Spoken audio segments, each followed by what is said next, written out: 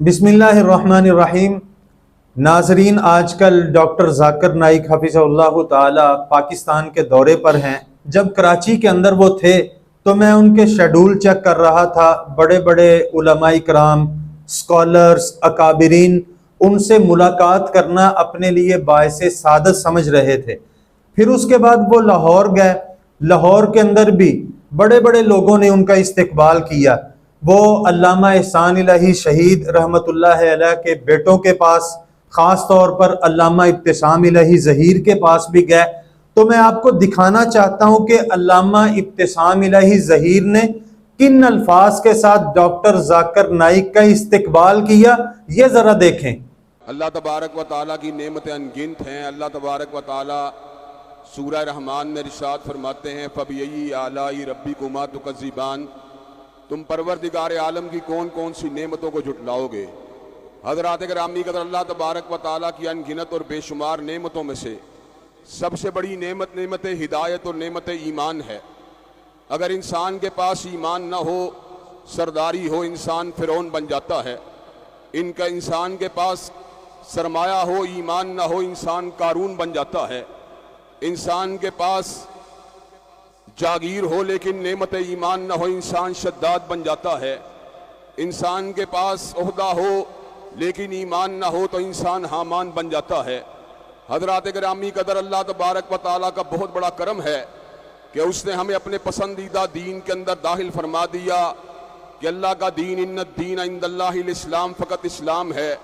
وَمَن يَبْتَغِ غَيْرَ الْإِسْلَامِ دِينًا فَلَن يُقْبَلَ مِنْهُ وَهُوَ فِي الْآخِرَةِ مِنَ الْخَاسِرِينَ۔ جو اسلام کے علاوہ کسی اور دین کو اختیار کرے گا وہ اس کی پسند تو ہو سکتی ہے، لیکن اللہ اس کے دین کو قبول نہیں کرے گا اور آخرت کا گھاٹا اس کا مقدر بن جائے گا۔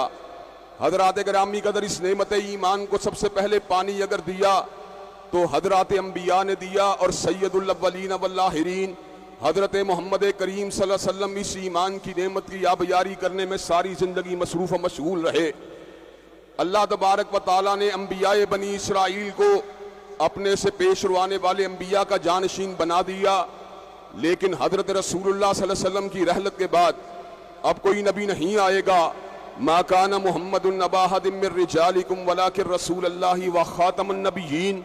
حضرت رسول اللہ کے بعد جو بھی دعوی نبوت کرے وہ دائرہ اسلام سے خارج ہے، چاہے مسیلمہ کذاب ہو، چاہے اسود انسی ہو، چاہے علیجہ محمد ہو، چاہے راشد الحلیفہ ہو، چاہے علی محمد باب ہو، چاہے حسین علی مازندانی ہو، چاہے غلام محمد قادیانی ہو۔ جو حضور کے بعد دعوی نبوت کرے گا اس پہ لعنتیں تو برس سکتی ہیں، مگر حضور کے بعد کوئی نبی نہیں ہو سکتا۔ حضرات گرامی قدر، لیکن اللہ تبارک و تعالیٰ نے اس نعمت ایمان کی آبیاری کے لیے مختلف ادوار کے اندر مختلف ائمہ کا انتخاب کیا۔ کبھی حضرت امام مالک رحمۃ اللہ علیہ اسلام اور دین کی آبیاری کرتے رہے، کبھی حضرت امام شافعی، حضرت احمد ابن حنبل اس نعمت کی آبیاری کرتے رہے، کبھی کسی دور کے اندر حافظ ابن کثیر، حافظ ابن تیمیہ اور حافظ ابن قیم جیسے جلیل القدر ائمہ اس نعمت کی آبیاری میں مصروف رہے۔ حضرات گرامی قدر، ان ائمہ دین کے چلے جانے کے بعد بھی بڑے بڑے علماء پیدا ہوئے، جن میں حضرت شاہ ولی اللہ، حضرت سید احمد شہید اور حضرت شاہ شہید کا نام نامی سر فہرست ہے۔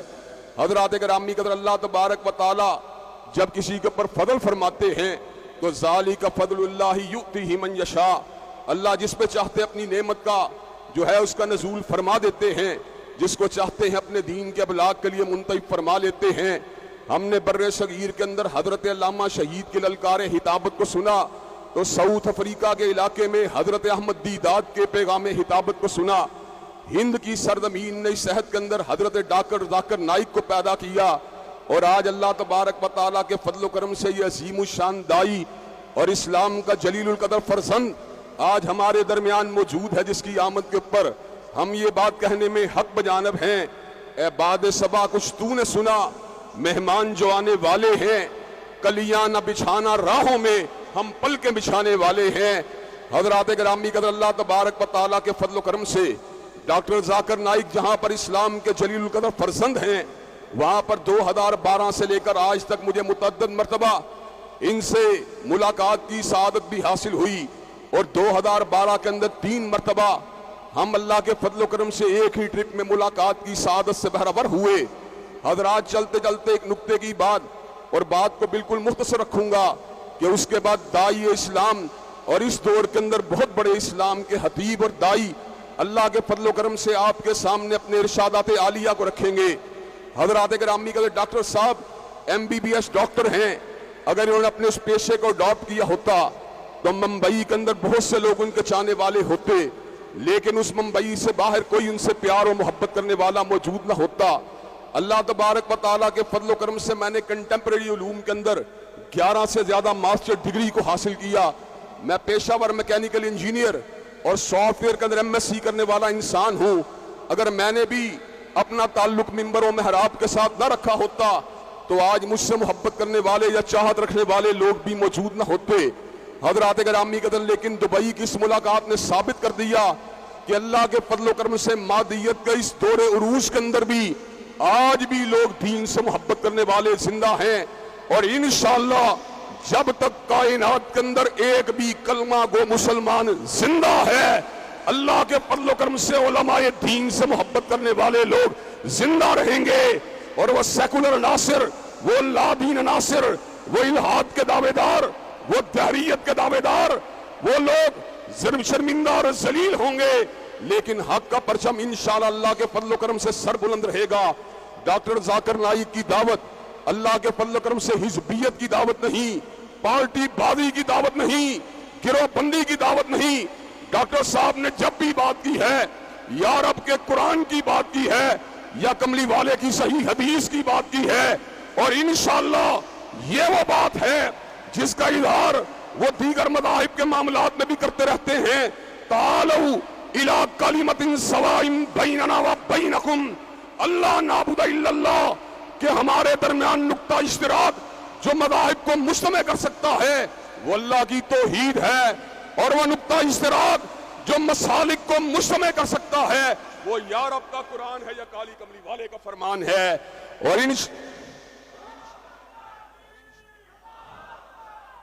اور اللہ کے فضل و کرم سے ہم اسی بنیاد کے اوپر نہ کسی شخصیت کی دعوت دیتے ہیں، نہ کسی بستی کی دعوت دیتے ہیں، بلکہ ہم جب بھی دعوت دیتے ہیں یا قال اللہ کی دعوت دیتے ہیں یا قال رسول کی دعوت دیتے ہیں، اس منبر سے اللہ کے فضل و کرم سے حضرت ڈاکٹر ذاکر نائک حفیظہ اللہ انہی کی طرح پیغام حق کو سنایا جاتا ہے۔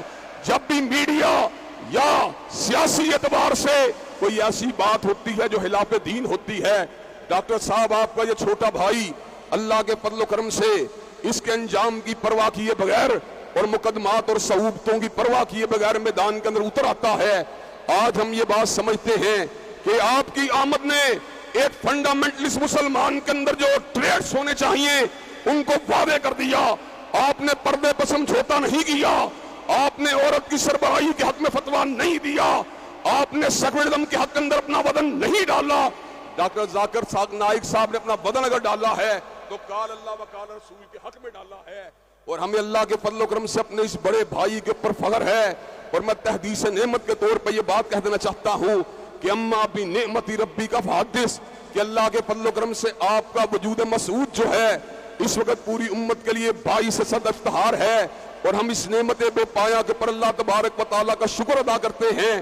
میں اپنے بڑے بھائی اور امت کے جلیل القدر فرزند اور اس دور کے ایک عظیم دائی حضرت ڈاکٹر ذاکر نائک کی خدمت میں ملتمس ہوں کہ آپ اپنے ارشادات عالیہ کو اس وقت عوام کے سامنے رکھیں۔ آپ کے سامنے قرآن و سنہ موومنٹ کے نمائندہ عہدیداران یہاں پر موجود ہیں جو پورے ملک میں کسی سیکولر جماعت کی حمایت نہیں کرتے، بلکہ ان کا ایک ہی مقصد ہے، زمین کے پر قال اللہ و قال رسول کی آبیاری ہونی چاہیے۔